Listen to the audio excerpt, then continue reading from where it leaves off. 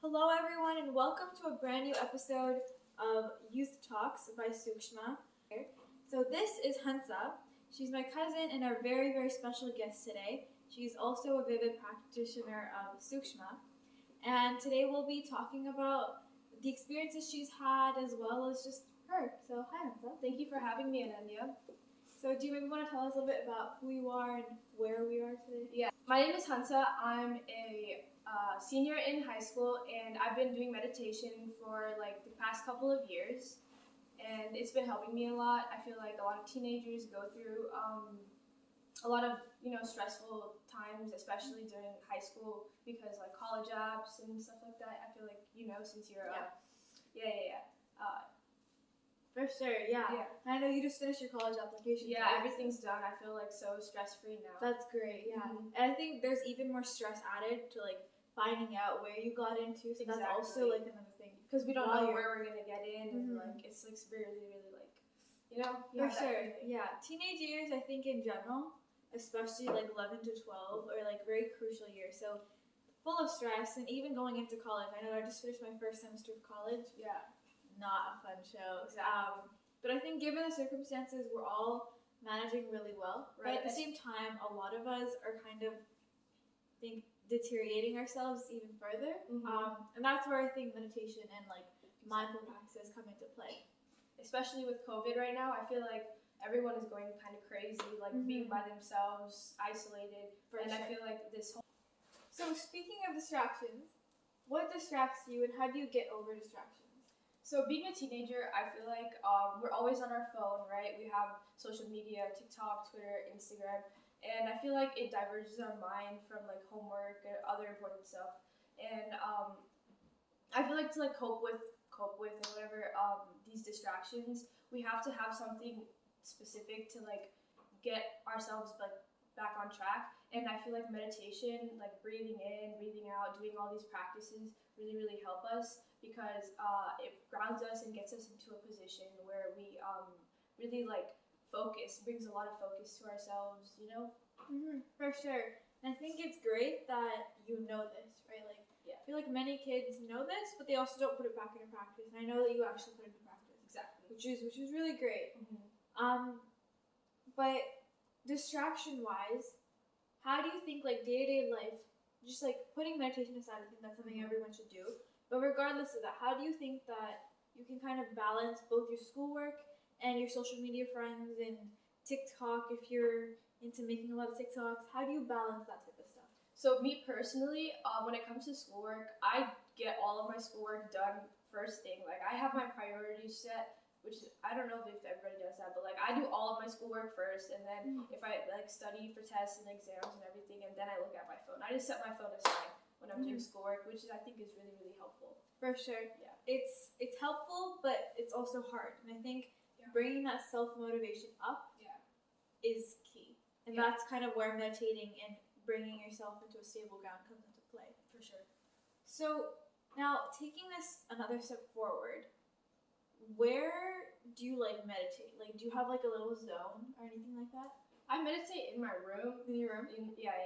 So it doesn't have to be like a specific spot. Like wherever I am, if I'm like not feeling good, I just like take a minute, I step back, I just close my eyes and just breathe. But usually like if I'm in the mornings or at night, it's usually in my room. Yeah. For sure. I think kind of like wherever you're comfortable most. Exactly. I like laying down when I meditate. For example, if I'm sitting and meditating, my head bobbles back and forth. It's not fun. Yeah. But how do you feel like before meditating and after? Like, do you notice a significant change? Yeah, there really is a significant change. Like before I meditate, I'm usually super stressed out. Like there's a lot of things going on in my mind. As your dad says, you have a monkey mind, right? A lot of stuff going through your mind. And right after I meditate, it's like super cleared up, right? Like you know what you want to do. You're so focused and grounded. So I feel like it really, really helps. Definitely. I think there was this one time where I had to make this really big decision, and my mind was all over the place. And before, it was noticeable. Like to everyone, I was very I was like, no, like this. I was very angry and uptight. Yeah. But I meditated, and automatically my smile just came back to me. Yeah. And I made a decision at the end of the day, right? So I think it's about the little simple like step of just jumping forward and being like, you know what, I need to do this for myself because it's good for me. Exactly. Taking those small steps, I feel like, is really, really helpful. For sure. Yeah. For sure. So how many times a day do you meditate? Once per day, but it's not like a set thing for me. I try to do it every day, but sometimes I do it multiple times a day because I'm stressed out. Sometimes I don't do it because like I'm busy. You know, like there's a lot of different stuff. It just depends for me. For sure. I think just putting in the effort to do it whenever you can at least is already a huge step. I know my dad compares us like our teen group. Yeah. Because we're all like, I think we're a group of like six, seven in our sessions, in our group sessions, and we're always getting compared to these like preteens. And it's like our lives are different, you know. Like we have so many more distractions, we have so many more commitments, right? And half those preteens are like kids. Like for example, your younger brother's my brother, right? You take care of him, which gives him time to like make those practice sessions. Exactly. So I think there's so much more responsibility in being a teenager. What do you think about that? I feel like there is a lot of responsibility being a teenager. Like we have like going into college, right? We have to figure out what we're gonna do. Like I feel like we're making like a decision that's gonna affect our entire life, and being stressed out about that, and then helping our parents, you know, like at home, and then friends' lives, and in school. There's a lot of stuff going on. For sure. I think often we kind of get like pushed down under the carpet. You know, I feel like. Yes, I understand adults have a lot of commitments. They have to pay bills, they have to take care of us, all of that. But at the same time, I think being a teenager, there's so much additional like emotional and hormonal thing that's added that honestly is just natural. It's not, we don't ask for it, right? Yeah. So putting that under control, I think, is where most of us struggle, and that's either where we make or break. That's true. And being an older sibling, I know you're an only child, but being an older sibling, I feel like is really hard because everything gets thrown on you. Like my younger brother, if he does something bad, somehow it'll come back to me, you know? And it's just so frustrating, but it's whatever. Yeah, I understand. I mean, I don't understand, but I don't have siblings. But I can imagine that. Yeah, I have a lot of cousins, so growing up with them, if the little one did something, it comes back up immediately. It doesn't even matter how. If they were across the room on their phone, I was somewhere in like, I don't know, Canada again, like it would come back to me. Exactly, yeah. But I definitely understand that, and I think just pressure, even at school too, right? Like the pressure is constantly there, and when we try to escape it by like, I don't know, going on our phones and like talking to our friends on like house party or something. Yeah. Like we get blamed for that. Exactly. Like we're trying to escape like what's stressing us out, but then we get blamed for trying to like free our minds, you know? For sure. Yeah. So how do you free your mind? Like other than just meditation, like on kind of like a person-to-person basis. Okay, so I free my mind by running. I run a lot around the neighborhood. I just plug in headphones. I love listening to like Latino music. It's like really pump. Yeah, like it's your. It's a good energy boost. Yeah. And I just go on runs and ride my bike, and I feel like that helps me calm down. And then I shower after, and I just feel so much more relaxed. Yeah, that's what great.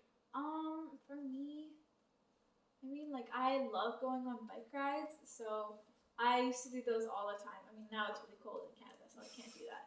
But I like getting lost, but not feeling lost. Yeah. So I would bike all the way up a mountain, have no one be around me. I know, very dangerous, so please don't do this.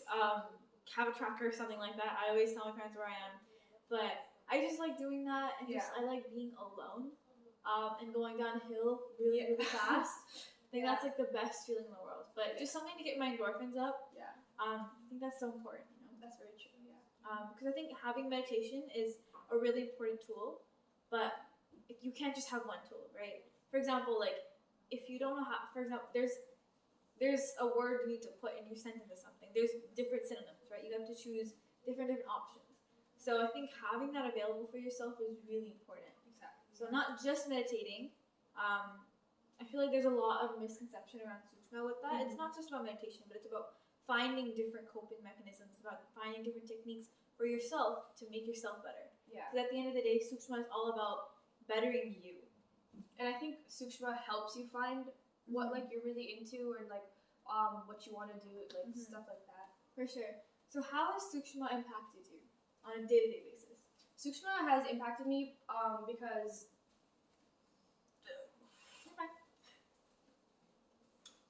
okay, ask the question again. So how has Sushma impacted you on a day-to-day basis? So before Sushma, I used to like be very like stressed out, you know. I would have my mind in so many different places. I would not know what to do at all. But after practicing Sushma, like I became aware of who I really am and what I wanted to do. Like I had my priorities set straight, which I think is really good. That's really good. Priorities is, I think, a teenager's number one worst enemy. Yeah, priorities and self-confidence. Yes, that too. I know they're mine, Mm-hmm. and I know they're sort of yours Yes. too. She's really good at prioritizing. I'm good at prioritizing. I She's don't know really about good. self-confidence. For me, I lack in both. But I think what's good about being a teenager is that we have all this time to work on it. Exactly. Right? But again, you need to have the self-motivation, self-will in order to do that. Yeah. Which is what Sushma is trying to build, and which is what our program is trying to build. Have you noticed like a significant change from like when we started our group sessions to now? Yeah, when I first started the group sessions, I was honestly kind of like shy because I didn't know anybody there. Yeah, so I was like, oh my gosh, what is this? What is this gonna be about? The only person I knew was you, and even you, I wasn't like close with you. Right. Yeah. But as the sessions went on, I realized that we were all doing the same thing. We were practicing Sushma meditation. We were like kind of like a close knit family, I guess you could say. We could talk to each other about everything.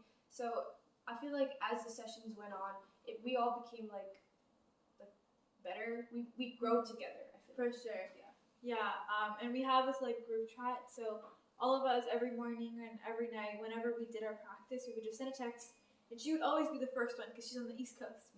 So first thing in the morning, we get, "Hi, I did my meditation today," and I think it honestly uplifts everyone's Yeah, for sure. energy for the day and makes us want to do it too, right? Exactly, it's motivating. Yeah, for sure. But yeah, it's really like a domino change. What one person does, everyone else wants to do too, right? So I think using that like tactic, I feel like a lot of us like there's like peer pressure, but using it in a good way, like automatically like it's so much more beneficial. Positive peer pressure. For sure. Yeah.